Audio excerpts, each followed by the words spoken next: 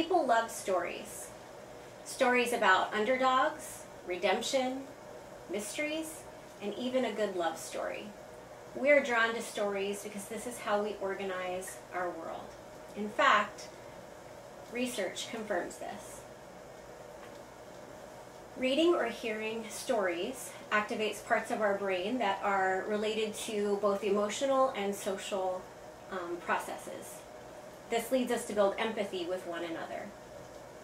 The Gospels show us that Jesus used stories to compel and connect with his audiences.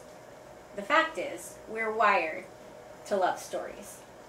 I remember as a child loving to read a good story. I would begin with great anticipation and commitment to finish the book. But a few chapters in, I would grow impatient. I'd begin skipping, scanning, looking for clues about how the story might end. Sometimes I'd even skip right to the back pages, read the end to get to the happy ending. When I would flip back to where I left off, I quickly realized that anticipation had fled.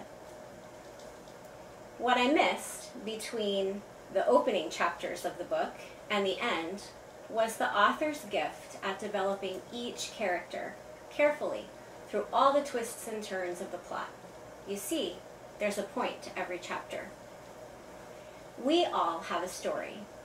In his book, New Morning Mercies, Paul David Tripp writes, "Thankfully, I am not the author of my personal story, and your story isn't an autobiography either.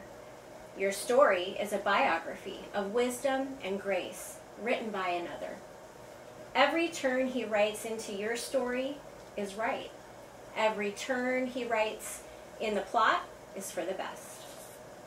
Every new character or unexpected event is a tool of his grace, and each new chapter advances his purpose.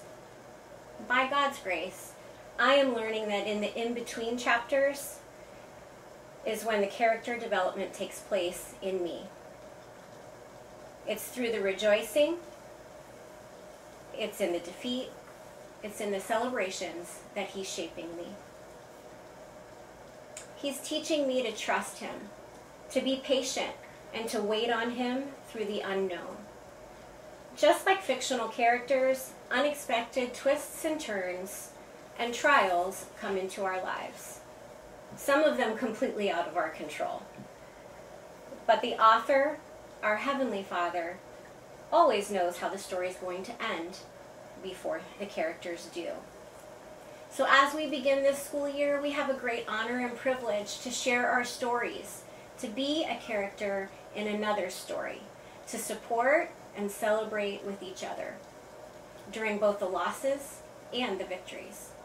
God has written this chapter for us. He's brought us together in this community on purpose. So I encourage each of you to consider the role that you will play in another story. Even though we don't know how it might end and what is remaining, what those remaining chapters will hold, let us remember that the author does. God is both the author and finisher of our faith. And for those who love him, he is working all things for good for those who are called according to his purpose. So I pray that you and we can be an example of both his wisdom and God's grace as our stories unfold together.